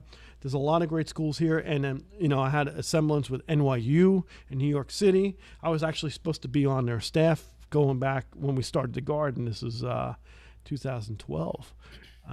So I'm excited about the future. I hope it's going to continually evolve and figure out how we can get back to one. As not just musicians, but as a human race. Mm-hmm. So, yeah, and I think another important thing along those same lines is the fact that it can't be just the musicians that are pushing for this stuff. The importance has to come from the boosters, educators, and the parents.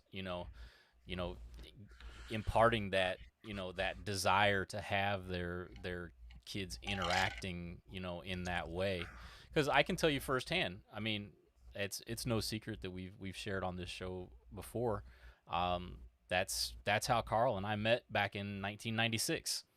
Yep. It was Maynard Ferguson came in at 4 p.m. in the afternoon while we were doing jazz band rehearsal, and Carl showed up on my right hand side and asked to take the changes on Mote and Swing, and I was embarrassed and haven't ever forgot it since. But having that interaction and having the families and parents, really push for those interactions is, really always going to be beneficial. So, the more that you can do, to support that type of thing in your systems, your schools and education facilities, the better. So yes, I think that's great and eloquently said, Stephen. And it's really up to you guys to make that happen, because Stephen will tell you it's the same way I was with Maynard Ferguson, or Billy Joel, or Wynton, or Santana. Oh my God, you hear Santana live, it's like all these guys are. When you hear it's guerrilla marketing one-on-one. It's when you hear that sound, regardless of what it is, live, and it's produced in front of you. It's not virtual. There's a different thing there. There's an organic presence there that can only be. My favorite is seeing young kids and their eyes open up and their ears open up when someone's dealing with something and putting that energy out, and then the human touch too. I mean, you can't get that. That's why, you can't get that virtually, and you can't get that with fake instruments. Since and programs of samples have tried to take my business over, and it has quite a bit with sampling and horn sections. But when it comes down to it, it's that interaction and that sound that will knock you over or change something. And so that's important. And I think it's very important that we not forget that. Mm-hmm. So, and it's relationships. I feel like we have relationships with these people. I know every month or every year I'm going to go into this area and I'm going to run into this person and we're going to talk about, hey, how's the fishing? I'm up in the Northeast. How's the tuna fishing? Mm-hmm. Are you guys catching some bluefin, or what's going on? Or, hey, you're going to play the Haydn trumpet concerto. I'm in the Midwest now, and you're going to play the Haydn. How are you going to articulate it? These things happen, and I look forward to that. It's the human interaction that we need back, I think. Yeah, I think it's always a good thing. I know that obviously still, what are we, 25 years 25 years since that clinic, and I'll never forget it. And actually, here's another great example. I mean, not to call out on family, but my dad actually just threw something in the chat. He's like, keep it going in the schools if at all possible. I always remember in 1972, Northeast Missouri State University, Clark Terry was at our jazz festival, and I got the honor of playing with him. So my dad was a Barry sax player. And so, yeah, keeping it in the schools. I mean, look, 1972, what was that, like 2-3 years ago? A couple of years ago. Be 48 to be exact. And the reason I know is I was born in 71, December. I'm 49. Yeah. December I'll be 50. So, yeah. And that, and George, that's a great point, because it's not, and your son said it best, it's not just the educator. And there's a lot of new educators that didn't have that. I mean, when I do clinics, I ask them, have you heard Clark Terry play live, or Wynton, or Buddy Rich play drums live? 90% of them haven't. Mm-hmm. And it's a game changer. Billy does a clinic at a school, or does an appearance on Sirius. He does this radio show on Sirius, and he talks about the thing. I learn more. I know the guy. I've been in his band coming on 16 years, and I learned stuff, and it's great. It's like, wow. So it's up to the individual and the band boosters and the parents and the kids. Stephen I'm going to dote on Stephen for a minute. Stephen, you brought Maynard Ferguson's band to your college. You instigated, not the band director. You said, I want Maynard Ferguson at my college. Yeah. And that's what we need. University of North Texas. I was happy that Alan Baylock, he said, my kids want you here, and I know you. I want you here at University of North Texas, which to me is one of the most prominent jazz orchestras in the country right now. Mm-hmm. I'm like, wow, you want me? And I learned, Nicky, we deal with Nicky. What's Nick's last name too? We're forgetting names tonight. Nick's a great trumpet player. I play with him. Yeah. He's with Josh right now, and he joined the Army Blues. He's playing in the Army Blues in DC. Yeah, with Josh Kaufman. Yeah. Yep, and they're both unbelievable trumpet players, and they're dealing. But these guys were dealing, and they wanted the information, and they dissected it, and they're playing great. And that's what it's about, man. I'm sorry, I'm getting off beaten, but this is what makes me wake up in the morning. Man. It really does.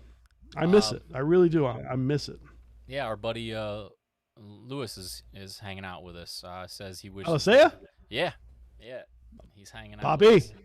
He says that he wishes that he could have had that type of experience when he was in school. So yeah. I mean, not to continue harping, but hey, speaking of a great trumpet player, you know who's hanging out with us in the chat right now? Who's that? Mr. Rashawn Ross from the Dave Matthews Band. What's up there, Rashawn? We got all the cats. We got Louis Alessia and Rashawn Ross from Dave Matthews. Rashawn was on our hang. He gave us some wonderful tips and time. Yeah. And we hope you're doing well, man. I know you're producing, you're doing some new tracking. I see, with Dave. So I'm excited about that, man. We love you and love your sound and what you're about. And I'm very happy that Rashawn's here. And I just got to go back to Louis for a second too. It came out yesterday. So Louis Alicea, check out him. He's my drummer in T.Ë.T.I and Sunshine City Brass Band. And he's from New Jersey, and now he's down here in Tampa. And he's playing wonderful drums. And he hooked up with a gentleman about 9 years ago, John Spinelli, with Spinelli drums. And their drum video of what they're dealing with came out yesterday. And Teddy, you'll be into this because you're a drummer. We did a session the other day after my surgery last week. Louis came in. I love equipment, whether it be a guitar, drums. I'm a geek. I never heard drums sound better in my life. And I never seen a drummer so comfortable. I've heard Louis play a lot of different kits. We've played a lot together in the last 3 years. And I never heard him more comfortable and sounded better. And so, Louis, post a link, man, if you can, to your site and to whatever you're going to call out with your Spinelli guys, because I'm proud for you, and I'm also proud that I'm a part of, that you're a part of what we're doing, your family. And, Spinelli is drum sound. I never heard drum sound like this in my life. And Louis is, I think, the star of the company, man. So he's got a wonderful endorsement, as does Rashawn now with Selmer Bach. Rashawn's working. I've heard some of the Rashawn's horns recently that he's testing out, the Artist Series. And Rashawn, please chime in too, man. Throw the horns that you're dealing with, because I know you've been clicking off a few and signing off on a few that sound unbelievable, man. I love the videos you've been posting with the classical cat in the background. Your eyes get big. But, man, Rashawn's, I would say probably, I'd venture to say, without sounding like a fanboy, probably, in my estimation, one of the best trumpet players and arrangers out today. There's a lot of them out there, and he's one of the best, man. And he's as humble as apple pie. And both Louis and I love that Louis and Rashawn and all you guys are hanging out with us, just hanging out. We're hanging out. So let's have a drink and hang out. There's no more hockey on. Rashawn says that was Carl Sievers that was playing. Oh, that's Sievers. That's right. Yeah. Man, well, he was dealing, bro. Oh my God. I thought it was a joke for a second when I heard it, Rashawn. I'm like, that's really real? The intervals of that stuff he was playing was. Mm-hmm. Yeah, that video was pretty funny. For those people that haven't seen it, basically Rashawn was just listening to somebody play through the door or through the floor, and he was basically just like, "Are you guys listening to this? Can you hear this? This is ridiculous." Yeah. It was pretty funny. But, I hope to see you this summer, Rashawn. I miss you, bro. Hopefully, Rashawn and I hung, man. Rashawn and I hang as much as we can, which is not a lot lately. But I hope to see you out on the road. You come through Tampa and New York. I'm going to be there. I want to see you and hear you and be around you and eat some food with you. Louis, yeah. I'm going to eat food with you anyway. Louis, we should have rice and beans soon. Nice. And Louis just posted a link there in the chat for you guys. Guys, even if you not a drummer, just check this video out. It's done an all-access recording, a mile from the house. But Louis, to me, there's a lot of great drummers on there. He's the MVP. He plays some Latin stuff. If you're not familiar with Louis Alicea, he's a force to be reckoned with. Al Di Meola's band he's been in. Julio Iglesias. He has the Latino project, which is now New Groove City. Electric Rendezvous. He's been through it all. He's doing a lot of young cat, and he's just very humble, but he's playing the skins off these drums, bro. Oh my God. But he's musical. There's a difference. There's the guys that can play technique. There's guys that can play technique, and the guys that can play technique and music at the same time. Rashawn's the same way too. And it's very important to play music first and technique second. Yeah. Your technique is what makes the music happen. I should write that down. Technique is what makes the music happen and come to the forefront. If you're just going to be one of those guys that play, I play with some drummers that hit every freaking cymbal and tom they can, and it's an exercise of fertility. It's like, this is what I'm going to do. Oh, you're going to hit everything? Hit everything. Whack everything. Same thing with trumpet players and sax players. I'm going to play every note. I'm going to play every high note, low note. I'm going to play every 16th note, 32nd note. But if it doesn't move you and have music in it, that's a technique you want to come out. That's how I'm dealing. My shit's not coming out. I'm trying to get it to come out. But that's the mantra of where I think we needed to go here, because there's always going to be a higher, faster, louder, or more chops, but it's trying to get the music out. So I'm on a soapbox, Steven. Sorry. Get on it, man. It's your show. Canceled. I'm just happy you're able to sit for an hour and a half. I haven't hurt yet. Yeah, that's good. Oh, Rashawn says that he was getting ready to film his artist select video, and Carl was doing his at the same time. That's what was going on. Oh, really? Yeah. Carl Sievers. Okay. Yeah. Man, Rashawn, can you text me? Have you seen? I'd be curious to see Carl's video, too. I want to see yours, but I'd be curious to hear. I heard it through a wall, and it was like the sound was just pure and magical. Mm-hmm. Do you have a link to his video, too? I'd like to hear that, because he was classical trumpet player, and I'm the furthest from classical, but I'm like, oh, my God. It's like Maurice Andre, and who I love, and, Herseth.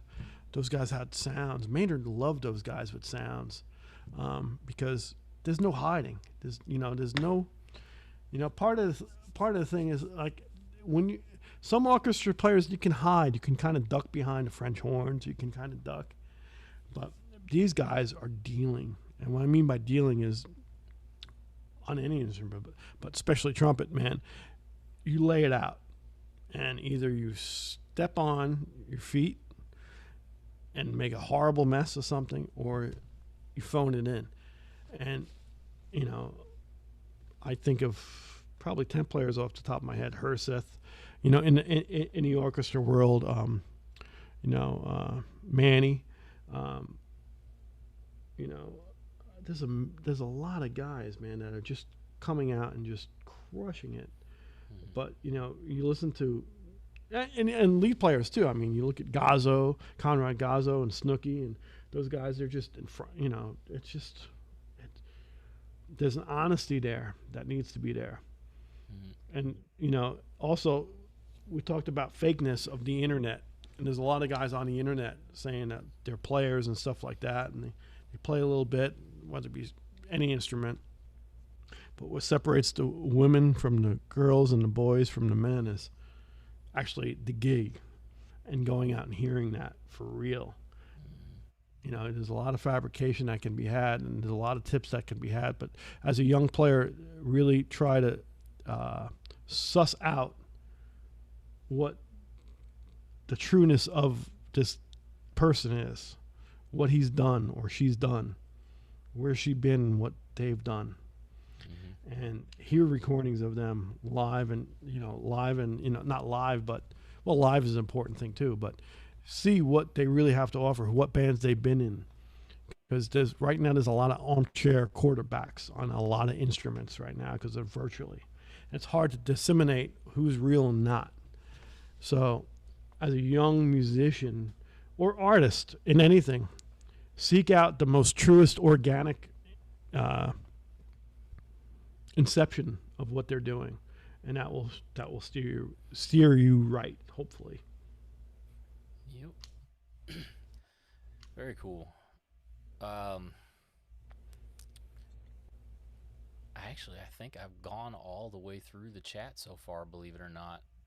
Cool. I think people are just kind of hanging out and listening, laughing at me. Melissa says Teddy's already watching Lewis's video. Teddy, check his video out and respond, because you need to meet this guy, because you guys would be buddies, man.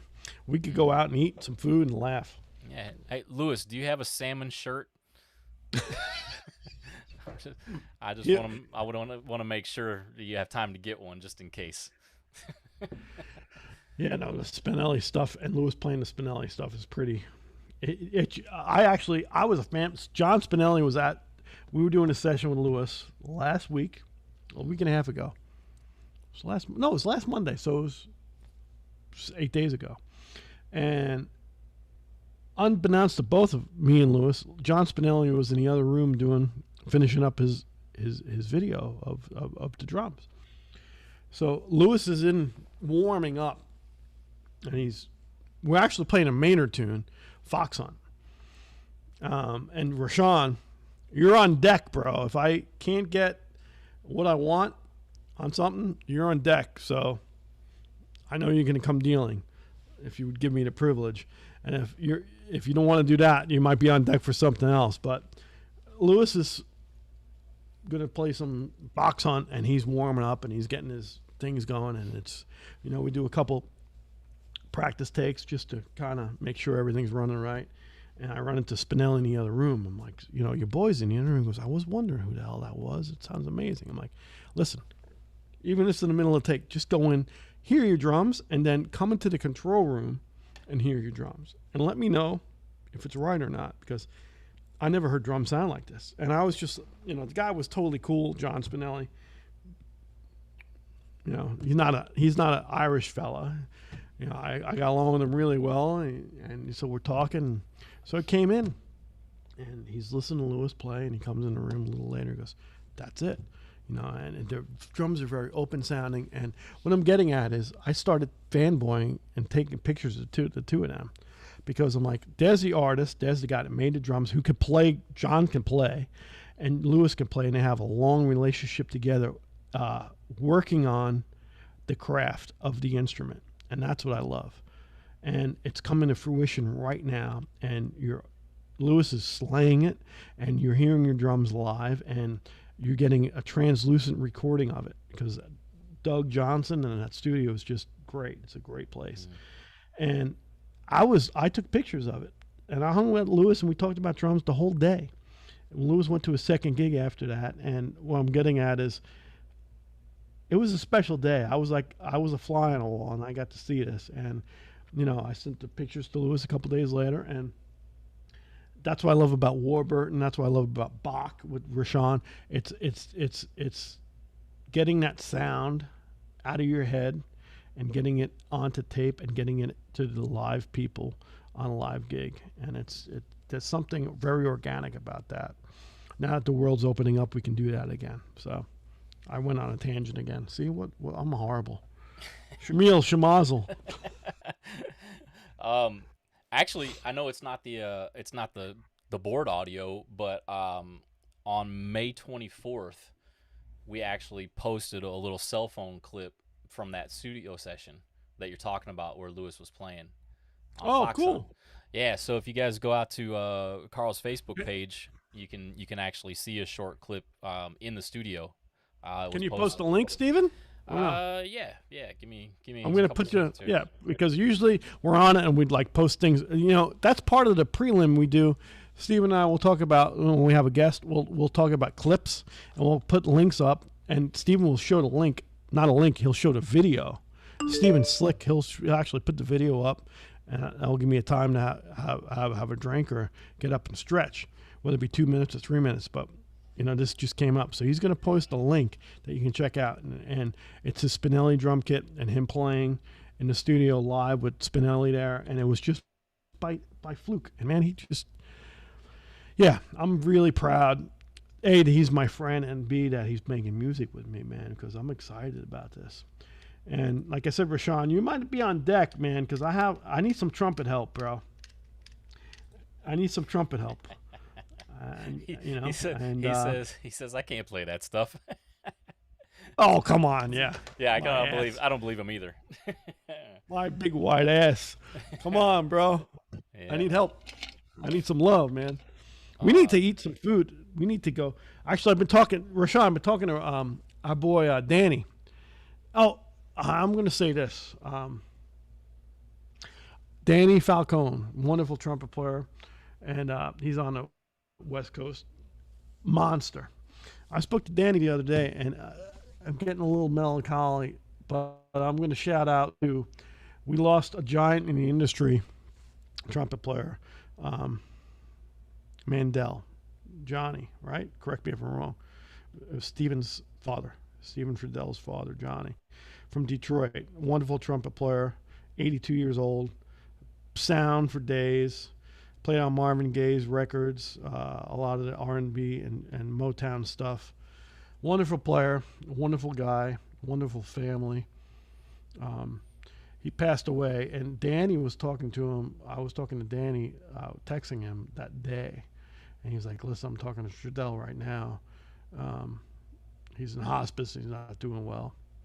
And our thoughts and prayers are with the Trudell family and what he did for trumpet and trumpet players and musicians and his bands and contracting and his son contracting, Stephen, just moving things in the right direction and good people. And the world is sad without you. However, we're so happy that you were here, and thank you for the sound and the wonderful music that you made. So, yeah, Trudell, God bless you guys. So, the whole family, good family.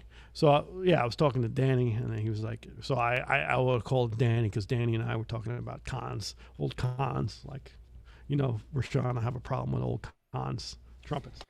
Not that I have one or two, There's a few over there in that corner. Yeah, it's an addiction at this point, right? Yeah, it's bad. It's bad. That's what happens when you get COVID. I had horns before, but now I'm just like, I didn't have COVID, but the world had COVID, so I'm going to play with horns. I'm going to have fun. Let's see here. I had a couple other people saying hello in the chat. Mr. Mark Miller joined us saying, hey, Carl. Hey, Mark. Is that my man, trombone Mark from Astoria, Queens? Mark played with Diana Ross with me on a lot of gigs, moving out. Yeah, Mark's a mother, man. He's one of the biggest trombone sounds I've heard. Mark is not only that, but he's a wonderful arranger and writer. He plays with Chico Arturo O'Farrell's big band. He's one of the mainstays of that trombone section at Birdland. Just a monster trombone player and writer. So what's up, Mark? I miss you, brother. I miss you. Oh, Teddy's back. Teddy says that he loves the Spinelli link. So. See? Sorry. Teddy, I'm going to apologize to your wife right now. Melissa, I'm sorry. I'm going to tell you this. He's going to go out and buy a drum set. And it's going to be a Spinelli. I'm telling you right now, it's going to be a Spinelli, and you're going to hate me, Melissa. But he's going to be happy. And he might even get a shirt like mine, like a kitchen table, like your red, white, and blue thing. But he's going to sound good. And maybe we'll make the drums like salmon color. Yeah, of course, salmon. He makes epoxy. Spinelli makes epoxy. It's not lacquer, it's epoxy. So it vibrates differently. It's got a whole different vibration thing. Yeah. But Lewis actually said this, and I actually felt it because I'm a drummer in a trumpet player's body. My first instrument was drums, by the way. And what Lewis said about these drums, and it's crazy, is the way I feel on a trumpet. If I play a horn, a trumpet, and I get resonance in my face and I can feel a horn vibrate, it comes back to me as a vibration and I feel it. It's an added sixth sense that makes me feel good. You hit these drums, the resonance that comes off these drums, because there's nothing cut in these drums. There's no holes, there's no hardware that's cut into these drums. They ring and they feel, when you hit the drum, it feels, you get that vibrance back and you get the radiance. It just vibrates. Its resonance is amazing, and it makes you play differently.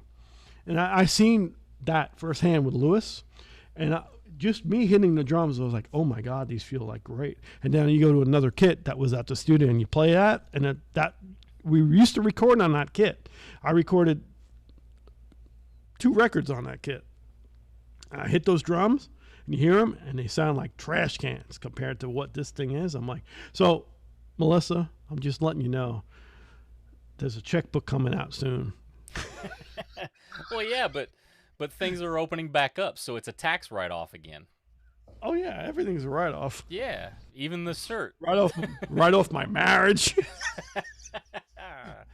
Right off my mortgage. No, I'm pretty sure Melissa said it's okay in the chat. Oh wait, is that? Maybe I misread it. But Teddy, I mean, See, I may have misread it, but I don't know. He's trying. He's trying, Yeah. Teddy. Yeah. No. All right. Another great musician. We mentioned All Access a few times tonight. Yo, sorry I'm late to the party. Had to watch the Bolts win. Mr. Mike Macarthur is joining us. Mikey, what's up? I already, you got to rewind this thing, man, because I already talked about you. You're a little late. Yeah, I watched the Bolts too. Now it's you're watching Monster. Freaking Monster. It's the same channel I'm watching. I'm definitely in Florida. I'm like redneck, and now I'm watching Monster Trucks, guys beating on the bottom of the truck. It's okay though, I could deal with that because I'm okay with that.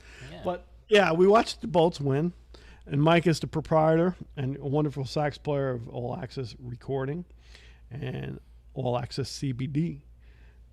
That's the other thing I'd like to talk about down the road. We're going to talk about some CBD because CBD has saved me and a lot of people with a lot of great things happening for your pets and for me, which I'm my own pet. You're such a good boy. Biting myself. Carl, I have fleas. No, yeah. So Mike is also a Lightning fan, and so yeah. Great tenor player. We had his birthday party. And Mike, we hope that there's more videos posted, and we'll link to that. Mike had his birthday party at All Access Recording, and we have tunes recorded. Wonderful rhythm section. Mike played his butt off. I got to play on a couple tunes. I was lucky to be there. So Mike, post some links. Actually, post the link right now of Tune 88. You play Tune 88 if you can. Everybody's a guest on the show, Right. Whoever shows up, you're a guest. I love it. It's just that's what a hang's about. We're all hanging. Exactly. Post me a link of your video of Tune 88, please, and we'll share it. Yeah. Teddy will tell you. Teddy will tell you the drum kit he needs a Spinelli. Teddy will say, "I need a Spinelli." Yeah. Exactly.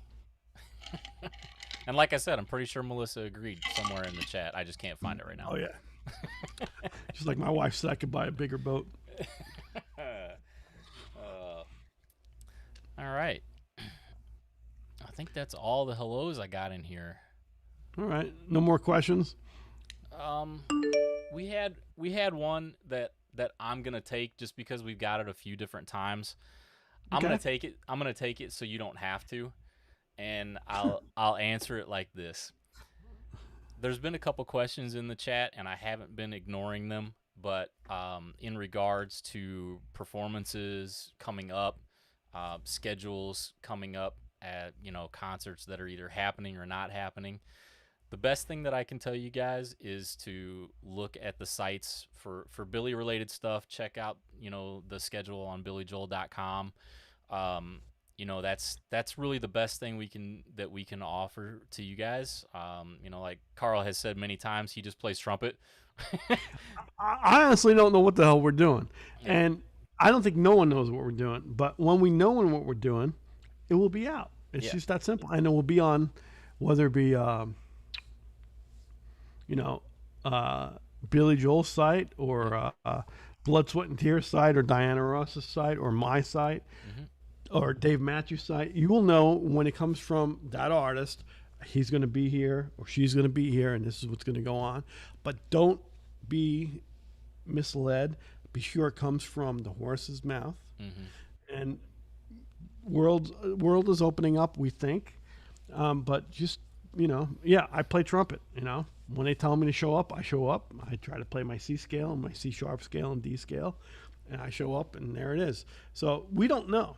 But I would say go to the source on that, right? I mean, I'm sorry, I jumped in. No, that's good. I just wanted to make sure you guys. And if you know, let me know. That's where I'm getting at, because I want to pack my suitcase. Yeah. Or if you guys got a gig, we'll put it on the calendar. Yeah, anything. My wife's dropped me off at the airport 7 times now with a suitcase packed that I didn't even pack. It was ladies' underwear and bras I had in it, but it was okay with that. Don't fit me, but I still went to the airport. And I had nowhere to go. So please tell me where I'm going. Don't you have a gig somewhere? Yeah, somewhere, anything. Even if it's not a gig, I don't care. I just want to go somewhere. Yeah, we'll put it on the calendar. Dinner at Mike Macarthur's place. It's going on the tour schedule. I just want to go somewhere, really. Yeah. Yeah, no, exactly. But it's going to open up and just go to the source, whoever it is, whoever you want to go see, go to their site. They'll know. Now, trust me, because we're all in a boat of we want to get out. All of us want to get out, and we just want to be safe and secure and have a great time and have everybody have a great time, right? That's all we want. Yeah, and I'm actually going to be doing a little maintenance on Carl's site over the next week or so. Oh, so, I need maintenance. Yeah. I can't. There's only so much I can do, buddy. Yeah. But yeah, I mean, typically, obviously, I'm in contact with the people that I need to be, and everything that's on Carl's site is as up to date as it possibly can be, as of the end of this week. So, I'll be updating some of that stuff. So to those people that ask, that's the answer. If there's updates, I mean, right now, exactly, nothing from nothing is nothing. So yeah, just again, forget about our website because I'm not the source. I play trumpet. If it's T.Ë.T.I related or Sunshine City related or Organic Groove related or Nouveau Big Band, I'm your guy. If it's Billy Joel related or any other artist, go to their site because they'll let you know. I don't know what's coming up. I just know when you know, let me know, and I'll go on their site and know. Yeah. So, it's that simple. We're excited about. I want to learn my C sharp scale is what I'm excited about. Well, and actually, this is a good time to mention. Billy's social media team. They've helped us out quite a bit. I know love Myrna. Yep. Liz. I'm sorry. Yeah, the team is amazing and they're great people. Yeah, we love them. I miss Myrna. I miss everybody. I miss Myrna. I miss God rest his soul. Our old friend Jeff Schock, who was a wonderful photographer, who passed away a couple of years back. I miss everybody, man. I just can't wait to be around people again. I can wait to be around certain people, but speaking like a true Chicagoan that has a bonsai tree behind them that's trying to play it off like, yeah, I'm cool. But no, you don't want to be around people. I had to take You're supposed to be at peace. You're supposed to be, here's the word, you're supposed to be a guru. Yeah. I'm going to say guru. I'm going to use the word guru now. And everybody who knows what I'm a guru. But meanwhile, I am a shyster. I'm sorry. And the thing is I am at peace right now in my in your bonsai world. I had to take them outside for the season, so they're lonely now. But are they out? Oh yeah, they missed. All right. But anyway, bonsai. Exactly. But I'm about 5 minutes away from turning into a pumpkin. I don't know. Me too. How you doing over there on that side? I'm about the same. The same. Let's just hit whatever I need to hit with our friends, and then talk about. Well, I don't know what the hell we're doing in the future, but if you want us, we'll be here. We'll just be on a different path because we want to try to get out as much content as possible, musically related. Yeah. So, hit me with any questions or any comments, and then we'll close up the fish heads thing real soon here to chat. Please, if you have anything, throw it out there, whether it be Rashawn Lewis, Mike Macarthur, anything related to anything about the Lightning, the Tampa Bay Lightning, or New York Islanders. Imagine that, the Islanders. And I'd love for the Tampa Bay and New York Islanders to play. I'd love that.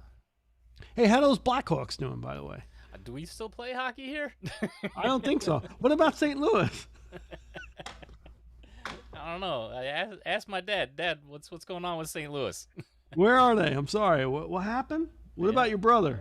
Jason, where's St. Louis? Brett, what happened to them, man? Where'd they go? They were a great team at one point. Yeah. I don't know what happened. The Islanders came out. Boston scares the hell out of me, though. I have to admit. Boston scares the bejesus out of me. Yeah. They're physical. We just got tired of hoarding all the gold here, and the Blackhawks figured, you know what, we can only carry so many trophies. We got to let somebody else have a chance. How many years was this? I don't remember. It's been that long. Yeah, it wasn't. It was like 2 years, I think, maybe 3. Yeah, it wasn't like the Islanders, with 80 to 83, and then playoffs in '84.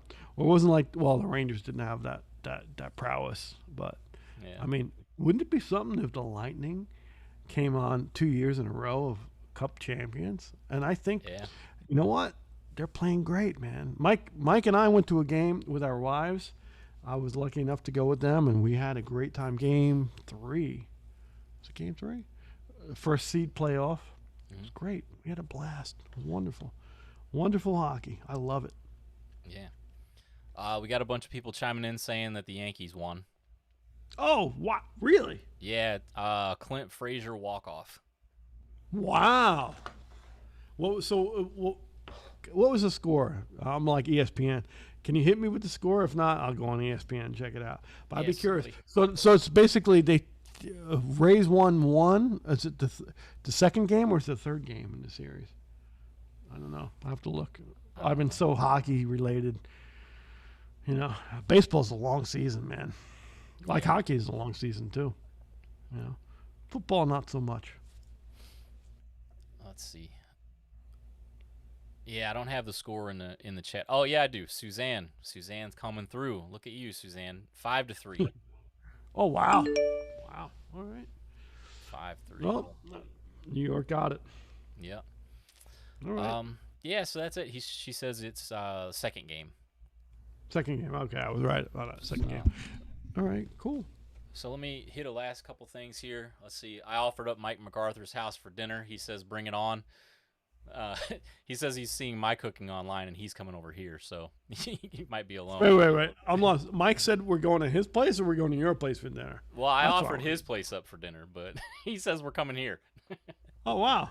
Yeah, so we're going to your place, LaGrange. Yeah, let's go. Yeah. All right, Stefano, what are you gonna? Mike and I only eat meat. So bring it on. You better get some some cattle. I don't know. I did a good eggplant the other day. All right. Well, we like eggplant. Yeah. It fools you. No, I actually, bread it. Yeah, bread it. It will taste like meat. Yeah, you won't be able to tell the difference. I'm kidding you. Oh man. Let's see. Lewis says good night. Good night, brother. Noah says really looking forward to seeing Carl and Billy in person. Hopefully able to do it again soon. Yes, sir. Carrie says, thanks for all the great info and names to follow. Keep doing what you're doing. Hope to see you live again soon. Thank you, Carrie. James, thanks for the hang tonight. Much appreciated. Good to see Thank that you for you're everything, on the James. mend. Thanks, James, man. You've been a supporter of us and what we do, and we appreciate you hanging out with us every week. And thank you for the kind words. Noah says, sports on the hang. This is the best way to go.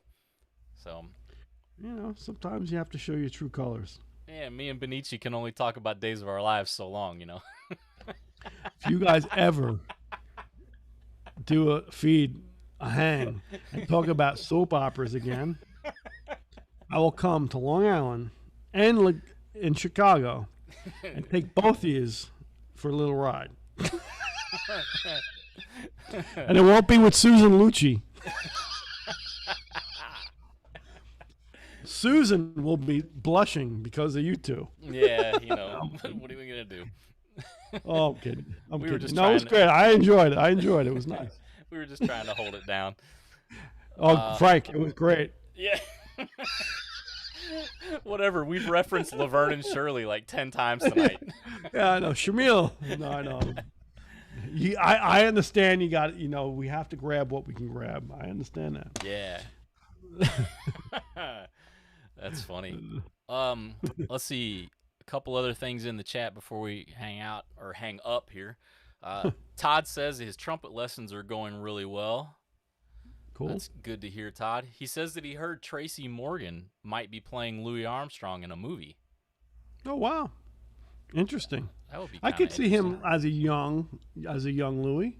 Yeah. The eyes. Tracy's got the eyes, man. He can do the eye thing pretty well. Mm-hmm. He's a funny dude, man. He really is. Yeah. Cool. Let's see. Nice. Billy Good, Mink. Todd. Billy What's Mink up, Billy? How you feeling, bro? He's What's asking up, how Billy? the captain is. Captain's hanging, man. Hope you do. Thanks for the nice message you sent me, man. I'm glad you're on the mend. I know you had a rough go of it, and we'll be thinking about you with your saxophone. Hopefully you're doing well. I think you're in Pennsylvania, and I want to come in the worst way up to the Northeast and get out of the Florida sun. I want to come up in August, September, my favorite months in the Northeast. So hopefully we'll run into each other, and hopefully you're playing and doing well and on the mend yourself. Thank you for being here, bro. Thank you. Yeah. Marina Menta says, fun night. Thank you, guys. Thank you, Marina. And with that being said, I have scrolled to the bottom of the chat. Cool. So thank you guys for all the comments, and once again, thank you guys for the really generous donations that we got earlier. Thank you. And you know, like I said, we're trying to pay off Carl's mesh. He's such a mesh. We're good, man. Yeah, we're good. Thank God. Thank God we're good. We're on the other end of it, and things are well. And yeah, no, we're just gonna go. Steven and I are gonna take that money and go to White Castle because we like hamburgers. Hey, they got the Impossible sliders now. At White Castle? Yeah. Come on, bro. Yeah. Really? Yep. I'm telling you. You know, there's over. There's one White Castle in Florida. Yeah. And it's in Orlando near Disney. And I haven't been there because, I mean, the White Castle's just trouble in a bag. You know, whatever is in the bag is going to be rough. And if it's an Impossible burger, what's in a regular burger? If it's an Impossible, let's think about this a minute. You don't know what's in a regular burger. If it's Impossible on the White Castle, it could be impossible. Yeah, it's impossible to know, buddy. It all smells fried. You're eating kangaroo. Yeah, you know, impossible. It's impossible. Nice. Oh my God. But, no. Yep, we'll do it up. But anyway, cool. That's all I got on this side, man. I'll give you the last word. Thank you guys for hanging out with us in the chat. Had a nice little 2-hour hang here on a Tuesday. Thank you. We'll definitely keep you guys up to date. You know, as soon as we know what's going on. With a that's a big if. Yeah, you know. We're organizing. We're formulating. Yeah. Now we have a great meeting tomorrow about our project T.Ë.T.I. So we're excited about that. See where that's going. And thank you, Stephen, for again coming through and hanging with us and making the hang possible. Yeah, man. Anytime. Appreciate it, and try not to eat too many White Castle Impossible burgers tonight. It's only a block and a half away from here, so. Oh man, I'd be in the drive-through on my horse. You've been listening. Problem is to the horse. The horse would be scared because it would be worried about it might be impossible. We thank the JG Corner Store for hanging out, if they're still there, and we love you guys. And, you know, obviously James and Noah and Benici the Hang Monster and Rashawn and Lewis, Macarthur and Suzanne and Lori and everybody hanging out off the top of my head. If I forgot you, Dan Potts, if I forgot you, I didn't forget you. It's a undaunting task of really knowing everybody's hanging with us still. It's amazing. 55 episodes. Here we are. We're excited about the future. What are you excited about tomorrow, Stephen? Or in general, what do you think? What are you looking forward to, my man? I'm actually glad that we have this meeting coming up tomorrow. Believe it or not, it's you know, this has been something that's kind of been weighing on us for some time. Knowing all the stuff that we have in the can that we've been wanting to share, and finally getting to take the steps to make it happen. So I'm looking forward to that tomorrow. And then cool. And then I got a new hand carved Garganelli board, so I'm gonna be making some new pasta this weekend. So Pasta and music. Okay. There you go. You know. Nice. Maynard did tell me in front of people once that I was way too skinny to be a trumpet player, so I'm working on it. Well, you got to work on it, bro. You got to eat. You got to start eating meat. Impossible. Impossible burger. Yeah. No, that's all good. I'm glad you're excited about it because I am too. Yeah. Tomorrow. Maybe we're putting too much emphasis on what's happening tomorrow, but you know what? Any movement forward is movement forward. And Exactly. so, that being said, I will say I am humbled and honored that we hung tonight. And it's just us two again. And we hung out for 2 hours and laughed, talked about some hockey, talked about some baseball, some trumpet, some surgeries, some music. I'm a broken record, but I look forward to these Tuesday nights. And without you guys, there's no us. And treat people the way you want to be treated. Again, yesterday was a pivotal day for our country, as it is every Memorial Day. So thank you for the vets and the people serving right now, taking care of us. And I'm happy I'm on the other side. I have to be honest with you. I'm happy I'm on the other side. I'm feeling good.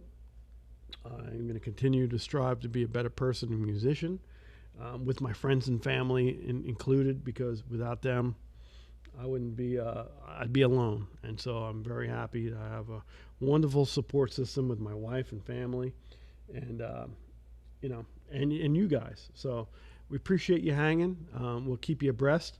I'm excited to get some new music out and new content out. And thank the fish heads for being here, and Rashawn and Lewis and Mike and all the guys and girls hanging out with us. Can't be more humbled and thankful for you guys hanging out with us tonight. And we will keep you abreast of when we see you again. It will be shortly, and hopefully we'll have more to report, and I'll have a different shirt on next time. So being that said, we will see you the next time on the next hang. Till then, be safe and don't take no shit from nobody, as my friend used to say. Take care.